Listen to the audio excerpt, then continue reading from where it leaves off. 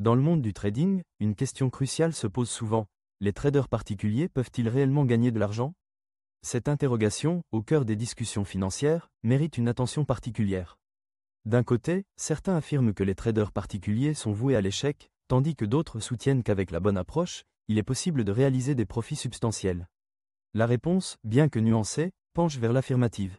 Cependant, pour naviguer avec succès dans cet univers complexe, il est essentiel de comprendre les dynamiques qui régissent l'industrie du trading. Pour qu'un trader particulier puisse espérer gagner de l'argent, il doit d'abord observer ceux qui réussissent. Dans chaque domaine, les gagnants adoptent des méthodologies qui les distinguent des perdants.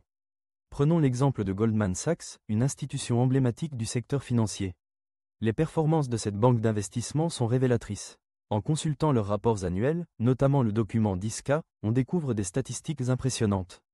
En 2015, Goldman Sachs a enregistré 212 jours de gains sur 250 jours de trading, générant des profits oscillant entre 25 et 50 millions de dollars par jour, et dépassant même les 100 millions de dollars à 34 reprises au cours de l'année. Ces chiffres témoignent d'une stratégie rigoureuse et d'une compréhension approfondie des marchés, deux éléments essentiels pour quiconque aspire à réussir dans le trading. En revanche, la réalité pour la plupart des traders particuliers est souvent marquée par l'échec. Les raisons de ces échecs sont multiples, mais elles se regroupent généralement autour de quelques erreurs classiques. Beaucoup de traders particuliers s'engagent dans le trading sans une compréhension solide des marchés, prenant des positions basées sur des émotions plutôt que sur une analyse rationnelle. Contrairement à Goldman Sachs, qui réussit environ 90% du temps, les traders amateurs sont souvent victimes de leur manque d'expérience et de leur incapacité à élaborer une stratégie claire. Ils se laissent influencer par des conseils peu avisés ou par la panique du marché, ce qui les conduit à des décisions impulsives et à des pertes conséquentes. Pour inverser cette tendance, il est crucial d'adopter une stratégie gagnante. Cela commence par l'observation des professionnels et l'imitation de leurs méthodes. Éviter de suivre aveuglément les conseils de courtiers inexpérimentés est primordial.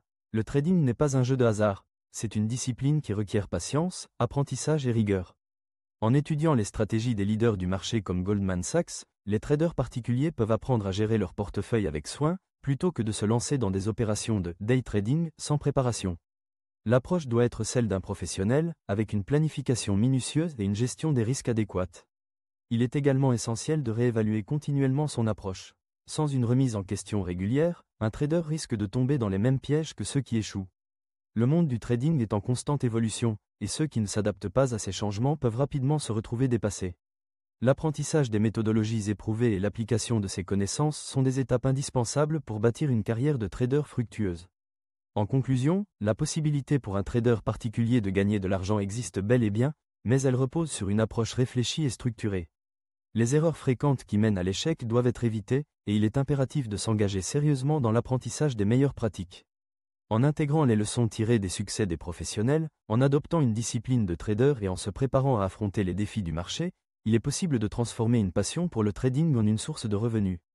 L'avenir appartient à ceux qui sont prêts à investir du temps et des efforts dans leur éducation financière.